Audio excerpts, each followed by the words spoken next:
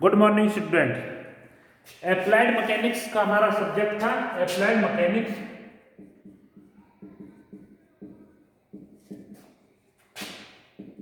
और आज जो हमने लास्ट क्लास में कराया था और ये कहा था कि नेक्स्ट टाइम हम करेंगे पैरेललोग्राम लॉ ऑफ फोर्स। ये हमारी 9th क्लास है अप्लाइड मैकेनिक्स की। आज 29 दिसंबर 2020।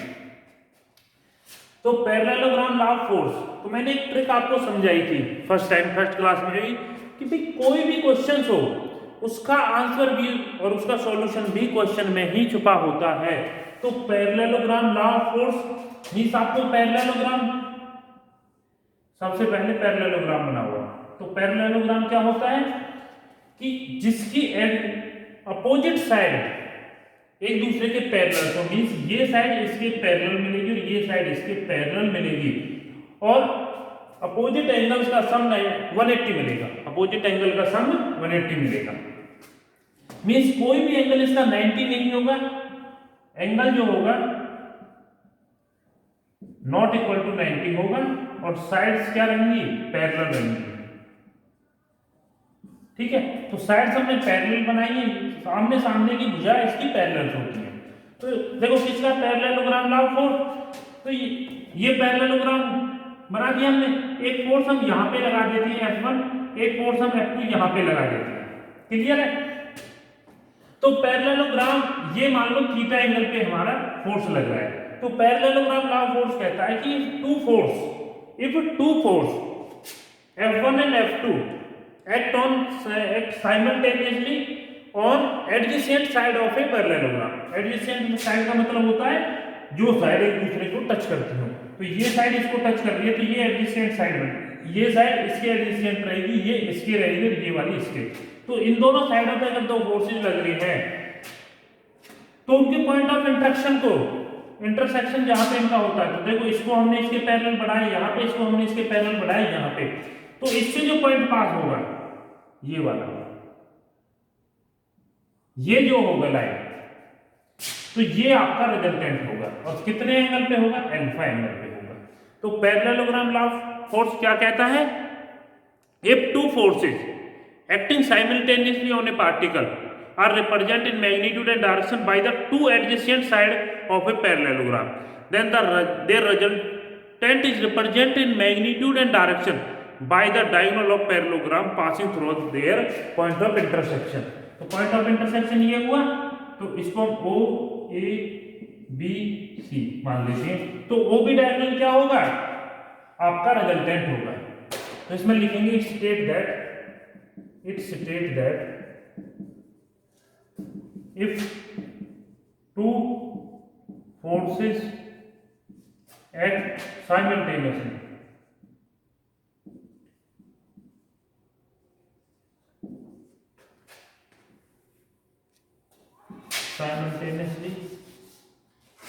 on a body and force is denoted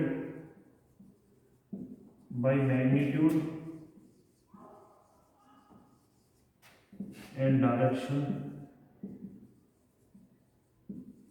by the two adjacent side of a parallelogram, then the diagonal of parallelogram which pass through the point of intersection gives the resultant force in magnitude and direction। Clear है? तो parallelogram law of force यही कहता है कि आपको दो forces दे रखे हैं, वो एडजेसेंट साइड में लगानी है और उनका जो डायगोनल होगा वो उसका रिजल्टेंट दे देगा। अब इसके दो मेथड है, इसके दो मेथड हैं।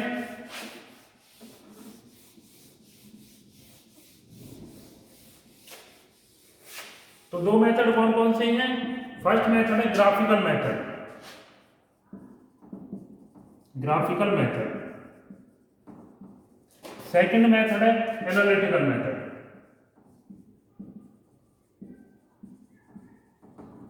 ठीक है, तो फर्स्ट हम समझते हैं ग्राफिकल मेथड। फर्स्ट हमारा है ग्राफिकल मेथड।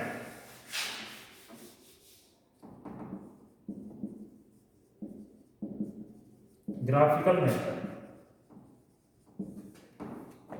तो देखो ग्राफिकल मेथड क्या कहता है कि let to force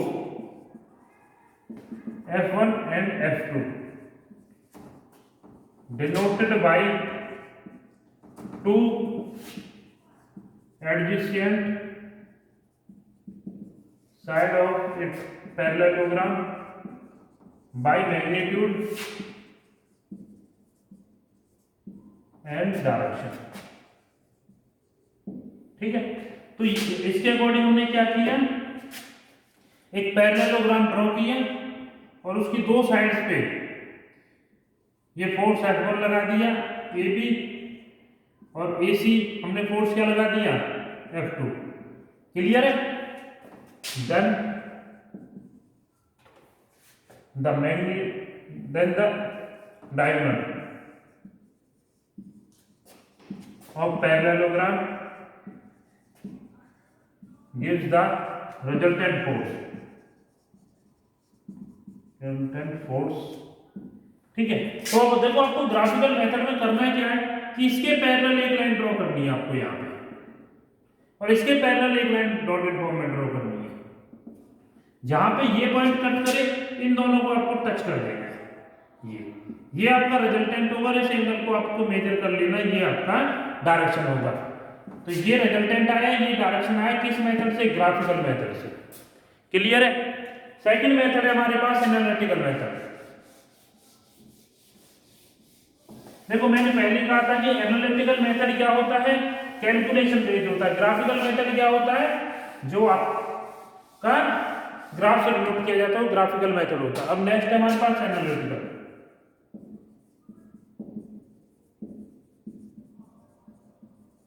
analytical method, तो ये टोटली कैलकुलेशन बेस्ड होगा। क्लियर? कैलकुलेशन बेस्ड होगा। तो हम इसके लिए करते क्या है कि पैरेललोग्राम ड्रॉ करते हैं।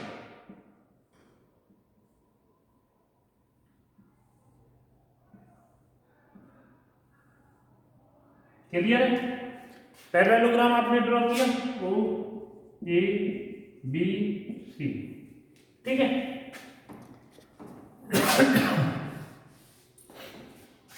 अब आपको पता था अकॉर्डिंग टू पैरेललोग्राम लॉ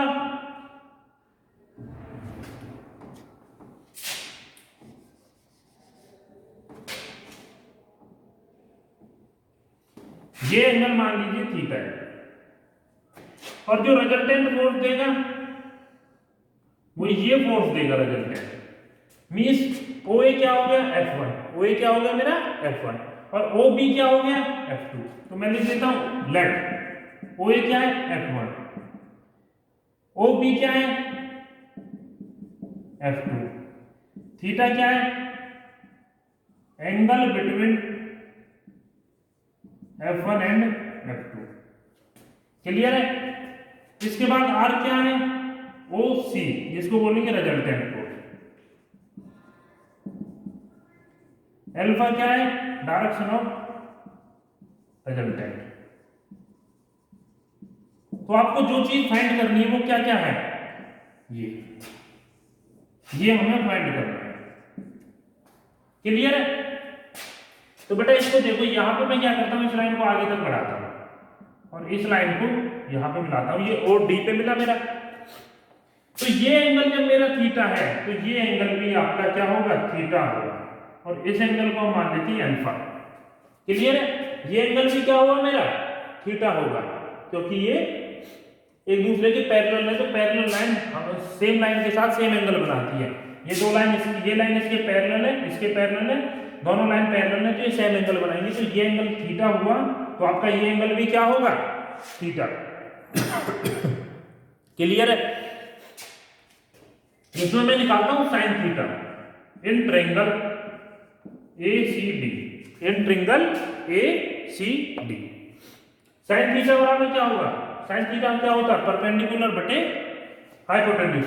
तो इसमें क्या होगा, सी डी बटे ए सी, सी डी बटे ए सी, आपको ये निकालना है, ठीक है। और कॉस थीटा बराबर क्या होगा, बेस बटे हाइपोटेन्यूज, तो ए डी बटे ए सी। क्लियर है। आपको दो चीजें चाहिए, तो यहां से मैं निकाल लेता हूं, सी डी बराबर क्या होगा, साइन थीटा इंटू ए सी, और ए डी बराबर क्या होगा, कॉस थीटा इंटू ए सी। देखो सी डी बराबर मेरा यहां से क्या आ रहा है, सी डी बराबर ए सी क्या है, ए सी, ए सी तो F2 के बराबर है क्योंकि ये पैरेलल लाइंस है, तो ए सी क्या है, F2 है। तो सी डी बराबर क्या आ जाएगा, F2 साइन थीटा, क्योंकि ए सी बराबर किसकी है, ओ बी के। क्लियर है। और इसी तरह से ए डी आपका क्या आ जाएगा, F2 cos theta, F2 cos theta. जब ए डी और ए सी आपके पास आ जाए उसके बाद क्या करना है, ये रफ कर देते हैं। देखो ये O है, अब हम चलते हैं इन ट्रायंगल, कौन सा, ODC, ODC। तो इसमें अगर हम पाइथागोरस थ्योरम लगाते हैं तो क्या बनेगा, OC स्क्वायर, OC स्क्वायर बराबर क्या होगा, OD square plus CD plus CD square. देखो बेटा OD को मैं क्या लिख सकता हूं, OC स्क्वायर बराबर OD को क्या लिख सकते हैं, OD को ऐसे लिख दूं मैं, OA प्लस AD का होल स्क्वायर प्लस CD का होल स्क्वायर। तो OC मेरा क्या है, सबको पता है, OC क्या है, रिजल्ट है। तो R स्क्वायर बराबर क्या आया, R स्क्वायर आया आपका OA प्लस AD। OA कितना है, F1, F1 प्लस AD कितना है, F2 cos थीटा, F2